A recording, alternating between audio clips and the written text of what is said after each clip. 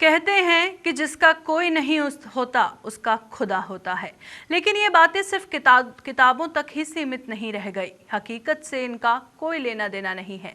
अगर इस बात में कोई सच्चाई होती तो जम्मू कश्मीर के जिला उधमपुर के गांव कोटली का ये परिवार यूं बेहाल ना होता। पेश है इसी पर एक रिपोर्ट। ये तस्वीरें उस परिवार की हैं जिनका साथ अपनों ने क्या, खुदा ने भी छोड़ दिया है। इस परिवार का कमाने वाला जुदा क्या हुआ कि इस घर से दुनिया ने क्या, खुदा ने भी मुंह मोड़ लिया। गीता देवी की दुनिया उजड़ गई, बूढ़ी माँ की बुढ़ापे की लाठी छूट गई। बच्चों के सिर से बाप का साया उठ गया और इस घर के सपने बिखर गए। पति के इस दुनिया से चले जाने के बाद गीता देवी के सर पर बुजुर्ग सास की देखभाल और 2 बच्चों की पढ़ाई लिखाई और उनके सपने पूरे करने की जिम्मेदारी पड़ी हुई है। लेकिन बेरोजगार और बेसहारा गीता देवी के सामने अब सवाल ये खड़ा हो गया है कि वह ये जिम्मेदारी निभाए तो निभाए कैसे। मैं भी छोटी उम्र में, पति भी चले गए, उनकी भी डेथ हो गई, छोटे छोटे बच्चे हैं, वो भी मेरे सिर पे पड़े हैं। मैं कैसे घर डालूंगी या कैसे घर का खर्चा चलाऊंगी। कहती हूँ किसी से मांगती हूँ काम दो मुझे, मैं बच्चों की फीस करूँगी, खर्चा करूँगी, पढ़ाऊँगी लिखाऊँगी। बच्चों के भी कुछ सपने हैं, हमारे भी थे मगर हमारे हो चुके हैं। अब अपने बच्चों के पूरे करना चाहती हूँ। पढ़ते लिखते अब कहाँ पढ़ाऊँ कहाँ लिखाऊँ, मेरे घर की हालत देखो। गीता देवी का पति जम्मू कश्मीर के जल शक्ति विभाग में डेली वीजर था। इस बूढ़ी माँ की 22 वर्ष तक बेटे के नियमित होने के इंतजार में आंखें भी पथरा गई। पति के नियमित होने के इंतजार में गीता देवी ने भी आधी उम्र गंवा दी। नियमित होने के इस इंतजार के दौरान वर्ष 2018 में ड्यूटी के दौरान गीता देवी के पति को पागल कुत्ते ने काटा और इलाज के दौरान उसकी मौत हो गई। अपना तो हम तो पतिदेव थे, वो नौकरी करते थे, 22 साल 23 साल नौकरी की उन्होंने। आज पक्के हो रहे हैं, कल इंतजार करते रहे, बोलते हम पक्के होंगे, मकान डालेंगे। माँ है मेरी 70 साल की, बेटा का इंतजार करती रही है। काम मांगने छुड़ाना पड़ेगी, बच्चों के भी कुछ सपने थे, खर्चा कैसे, कोई कई बार खाते कई बार भूखे भी सो जाते, किससे मांगना। गरीबी होगी तो अपने घर कोई देता आके, कोई नहीं देता, किसी का कोई हाल नहीं पूछता। जब कोई मर जाता है बोलते हम बहुत कुछ करेंगे, जब वो चला जाता फिर कोई कुछ नहीं करता किसी का। तो क्या मांग करते हैं? मांग जी करती है, अगर है हमारा भी कोई सुनने वाला तो हमारे गरीबों की भी कोई सुनवाई सुने तो हम भी समझेंगे कि नहीं सुनते हैं गरीबों की। हम तो एक कुटिया में रह रहे हैं, हमारे बच्चे तड़प रहे हैं। हमने तो सोचा था पढ़ाएंगे, मगर हम इनकी पढ़ाई छुड़ा के तैयारियां लगाएंगे और अपने पेट का खर्चा पूरा करेंगे। कहाँ पढ़ाएं, कैसे पढ़ाएं। 22 वर्षों तक विभाग की सेवा करने के बदले में विभाग ने गीता देवी को फूटी कौड़ी तक नहीं दी, जिसके कारण आज गीता देवी और उसका परिवार बुरे दौर से गुजर रहा है। लेकिन कोई भी हाथ इस बेबस और लाचार महिला की मदद के लिए आगे नहीं बढ़ा।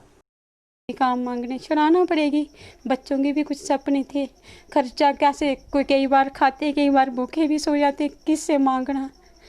गरीबी होगी तो अपने घर कोई देता आके, कोई नहीं देता किसी का, कोई हाल नहीं पूछता। जब कोई मर जाता है बोलते हम बहुत कुछ करेंगे, जब वो चला जाता फिर कोई कुछ नहीं करता किसी का। तो क्या मांग करते हैं? मांग जी करती है, अगर है हमारा भी कोई सुनने वाला तो हमारे गरीबों की भी कोई सुनवाई सुने तो हम भी समझेंगे कि नहीं सुनते हैं गरीबों की। हम तो एक कुटिया में रह रहे हैं, हमारे बच्चे तड़प रहे हैं। हमने तो सोचा था पढ़ाएंगे, मगर हम इनकी पढ़ाई छुड़ा के तैयारियां लगाएंगे और अपने पेट का खर्चा पूरा करेंगे। कहाँ पढ़ाएं, कैसे पढ़ाएं। हमारे घर में कमाने वाला कोई नहीं है। पापा और दादू की डेथ पहले से हो गई है, अभी दादी बूढ़ी हो गई हैं। अभी कमाने वाला, हम पढ़ना चाहते थे लेकिन अब ऐसे ही कंडीशन रही तो हम पढ़ भी नहीं पाएंगे।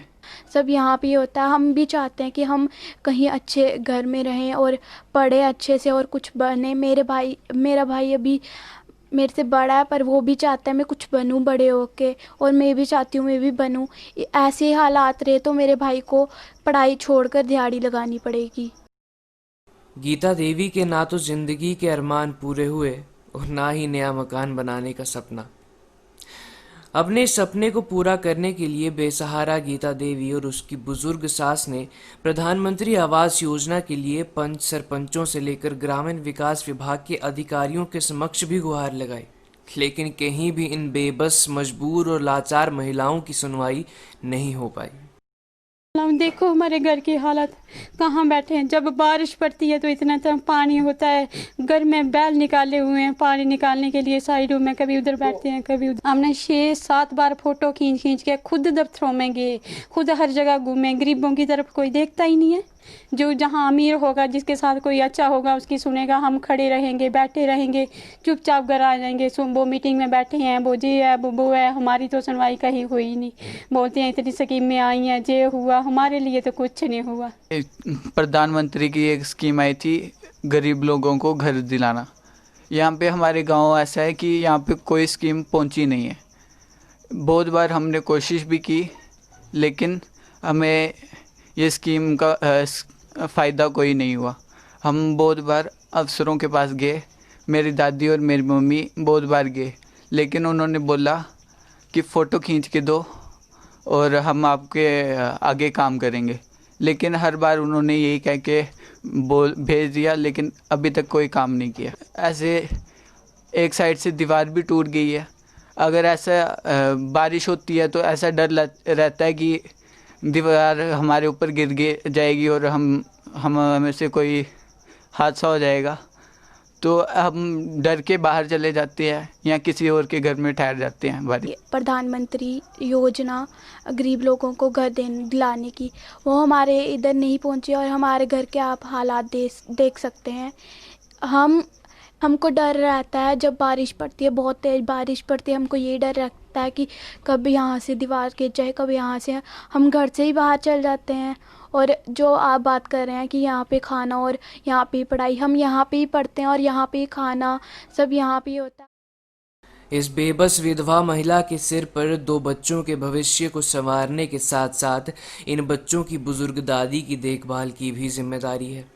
लेकिन इसके साथ ही इस महिला पर अपने बच्चों और बुजुर्ग सास के लिए सिर छुपाने के लिए छत उपलब्ध करवाने की भी बड़ी जिम्मेदारी है। लेकिन इस दुनिया में जिसके पास सब कुछ है, उसका खुदा भी है। लेकिन इस परिवार के पास कुछ भी नहीं है और इनके साथ खुदा भी नहीं है। उधमपुर से किशोर शर्मा के साथ अश्वनी चंदेल।